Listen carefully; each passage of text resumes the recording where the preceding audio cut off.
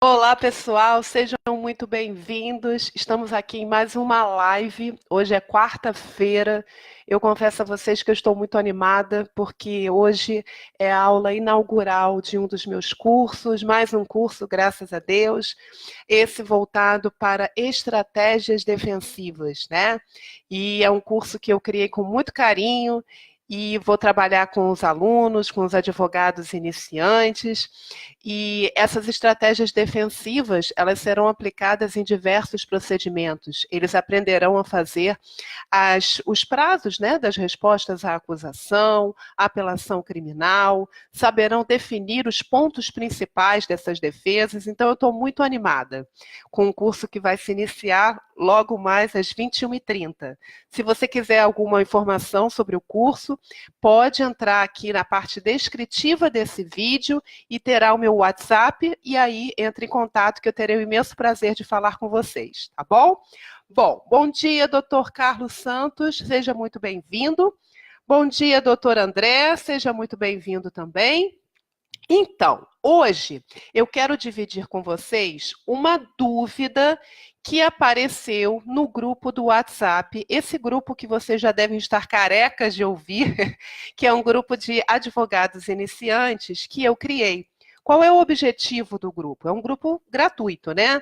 Os advogados que estão iniciando a carreira na área criminal, eles colocam diariamente as suas dúvidas no grupo.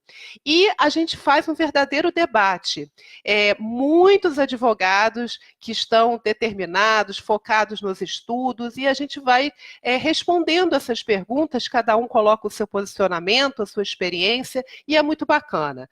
Bom dia, doutora Maísa. A doutora Maísa faz parte do grupo dos advogados iniciantes. Bom dia, doutor Lauro. Sejam todos muito bem-vindos, tá bom? E nesse grupo dos advogados iniciantes, uma colega, uma doutora muito querida, colocou uma dúvida.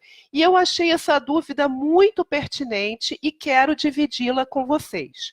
O que ela colocou? Ela tirou, na verdade, cópia de uma sentença penal condenatória e ela disse que o cliente dela havia sido condenado, mas foi extinta a punibilidade e foi ainda obrigado a pagar custas processuais. E aí ela falou, doutora, se foi declarada extinta a punibilidade, ele pode ser obrigado a pagar custas processuais? E mais, o que eu faço, né, diante dessa situação? Isso está correto? Qual é a estratégia que eu vou definir? Então, inspirado nesse curso também, que eu estou inaugurando hoje, né, vamos falar um pouquinho sobre esse caso, porque é um caso raro, não é um caso que costuma acontecer sempre. E eu confesso a vocês que na minha carreira, durante 20 anos, eu ainda não tinha me deparado com essa situação que a doutora apresentou. Vamos lá. Geralmente, quando a gente fala de causas extintivas da punibilidade, muitas delas prejudicam o exame do mérito. Se a gente lembrar, por exemplo, da prescrição da pretensão punitiva, a gente sabe que o Estado tem um período, né? Primeiro ele tem o poder, dever de punir, né, de alguém que comete um crime. Então, essa pessoa cometeu um crime e aí ela vai ser processada criminalmente, vai ter o direito à ampla defesa e contraditório e posteriormente o Estado ele vai, caso ele condene, ele aplica uma pena. E existe um prazo para ele fazer isso. Caso ele não cumpra no prazo estipulado em lei, há a prescrição. Então, se há, por exemplo, a prescrição no caso em concreto de uma pretensão punitiva, o que vai acontecer? O juiz ele fica impedido do exame do mérito. Se ele constata que já houve a prescrição, ele não vai dizer se o acusado é condenado ou inocente, né? Se merece condenação ou inocente, ou absolvição. Não, ele não vai falar sobre isso. A questão da prescrição é prejudicial ao exame do mérito. Mas aqui, nesse caso que a doutora, a querida colega, apresentou lá no grupo do WhatsApp, não, houve um reconhecimento de uma causa extintiva da punibilidade e ainda assim o acusado foi condenado. Então, ele vai ter lá o efeito da condenação, vai ter na sua folha de antecedentes criminais a anotação de condenado. E vamos entender, então, o que é essa hipótese. Bom dia, doutor Lauro, e bom dia, doutor Eduardo. Na verdade, esse cliente, ele havia sido processado criminalmente e durante toda a tramitação processual foi decretada a prisão preventiva e ele ficou preso cautelarmente. Ou seja, antes da condenação, o juiz entendeu que a prisão dele era indispensável, que ele tinha que aguardar o processo preso. Quando chegou a condenação, a pena, né, decorrente da condenação, ela era idêntica ao período em que esse mesmo cliente ficou preso cautelarmente. Então, vamos supor que foi decretada a prisão preventiva do seu cliente, ele ficou preso durante 5 anos. Eu estou dando um exemplo em abstrato, tá? E a pena decorrente da condenação, aquela pena definitiva, ela foi de 5 anos, idêntica ao período em que ele ficou preso cautelarmente. Então, o que acontece?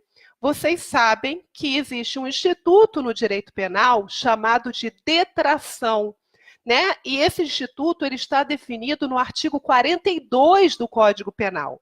Então, o que o juiz vai fazer? Ele vai considerar a pena que ele aplicou, decorrente da condenação, e vai descontar o período em que o acusado ficou preso cautelarmente, preventivamente. Nesse caso, eu acabei de dizer para vocês que o período é idêntico. Então, embora o cliente tenha sido condenado, ele não vai continuar preso. Não vai continuar preso porque a prisão cautelar já foi cumprida, ele já cumpriu a pena dele durante a preventiva.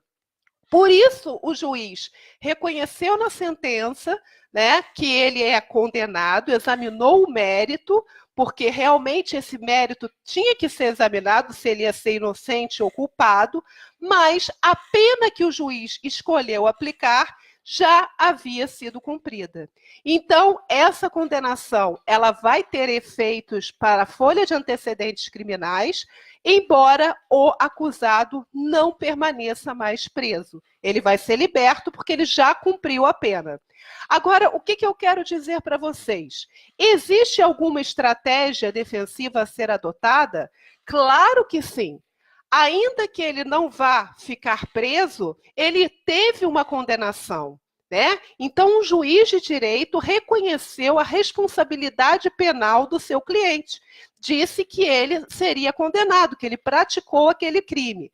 Então, o que a advogada poderia fazer nesse caso? Mesmo o cliente sendo liberto, é o alarme do meu celular, pessoal, tocando. Mesmo o cliente sendo liberto, o que ela poderia fazer? Ela poderia interpor o recurso de apelação e objetivar a absolvição do cliente.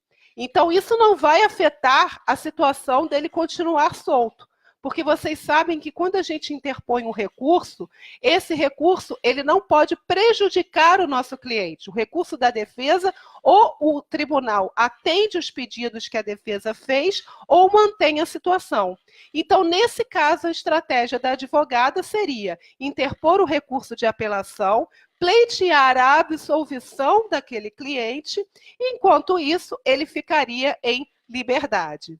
Então, é essa a dica, eu acho que é uma dica muito interessante, é um caso raro, mas para vocês compreenderem em que houve a condenação e, ao mesmo tempo, o reconhecimento de uma causa extintiva da punibilidade.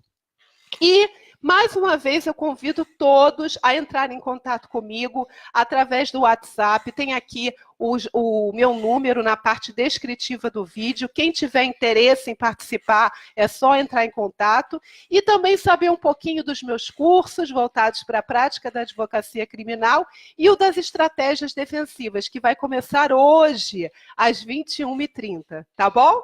Agradeço a participação de todos, espero vê-los amanhã numa nova live. E, um forte abraço para todo mundo, fiquem com Deus, viu? Tchau, pessoal, um abraço.